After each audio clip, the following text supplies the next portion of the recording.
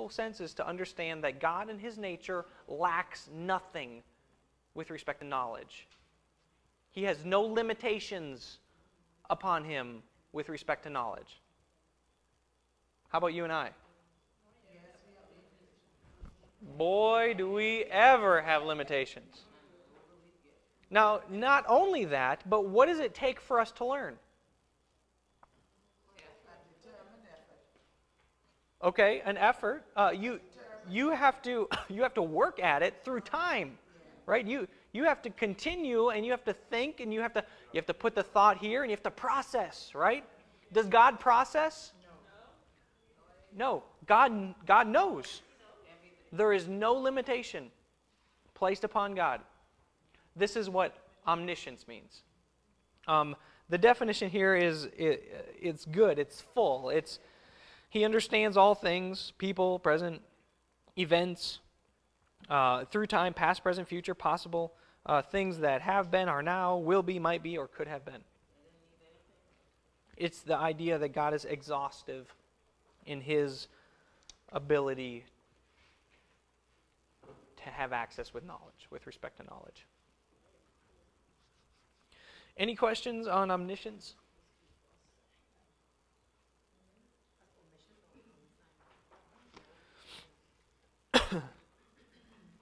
Flip with me to Jeremiah 32.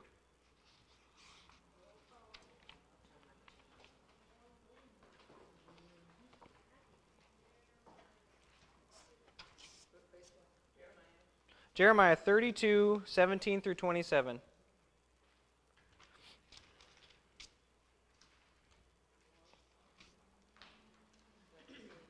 I'm sorry, I think it's 17 and 27. Did I put through up here? Yeah, 17 and 27. Jeremiah 32, 17. Keep going.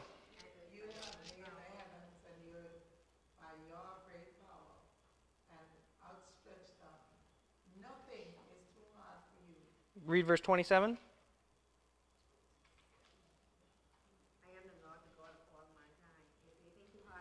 Is anything too hard for God? Nothing is too hard for you, verse 17 states. The next characteristic of God that we're going to look at under this umbrella of perfection is going to be understanding His nature as having no limitations, no boundaries, no restrictions placed on Him with respect to power or ability.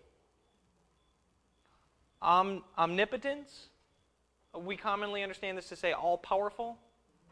The proper way to understand this is that there is nothing, as the text says, that God can't do. There is nothing that is too hard for Him. There is no limitation placed upon God's ability. Now, philosophers have had a field day with this little dilemma. Here's the question. Could God create a boulder too heavy for Him to lift? What do you think about that? No, He couldn't? So you're saying He couldn't create a boulder? Do you see the dilemma here? Either way, you're denying omnipotence. I think the answer is attention again. Yes and no. Yes, He can. No, He can't. Yeah. That's just a tricky one there. All right. For these three, for all of them, God lacks nothing with respect to power. God lacks nothing with respect to knowledge. And God is in no way limited in His ability to access His creation via space or time. The proper understanding of all these things will bring us to the attribute of God being infinite.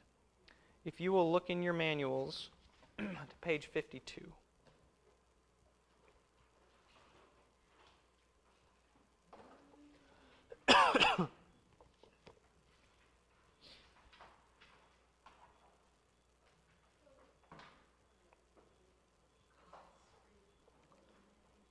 You guys turn to page 52 there, up at the top, infinity, meaning God is free from all limitations. He knows and has no restrictions.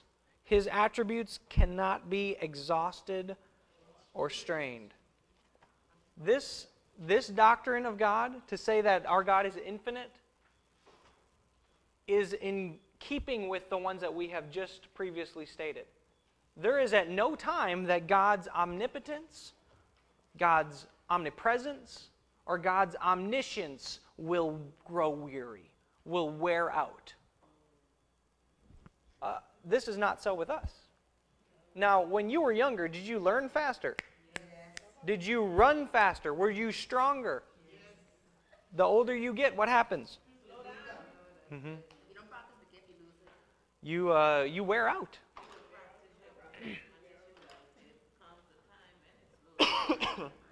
Does God wear out? No. Do you guys know the symbol for infinity? Has anyone ever seen this? Looks like a figure 8 on its side.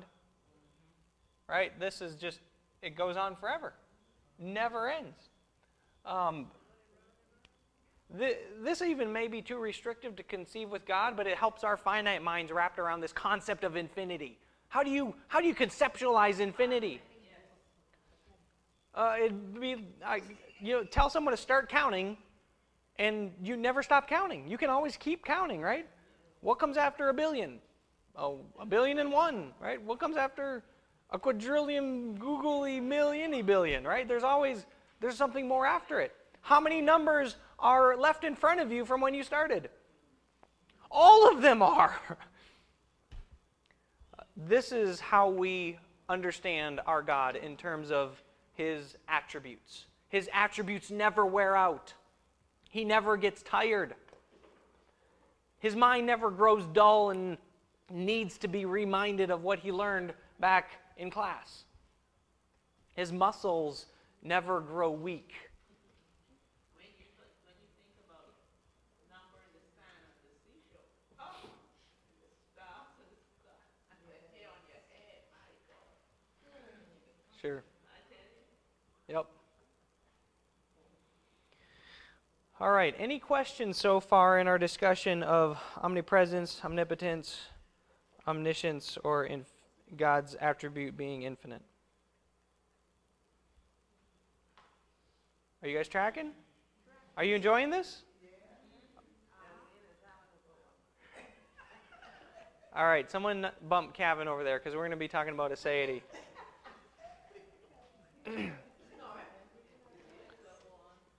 All right, someone's got to fill him in then, because here was his question. If you look on page 51, you have a definition that is a little bit translated, a little bit more commonly understood than the traditional attribute that the church has placed upon God. They call it self-sufficiency. However, aseity is a little bit different than that. Let me propose, for example, the case where I am going to create a little world of stickmen.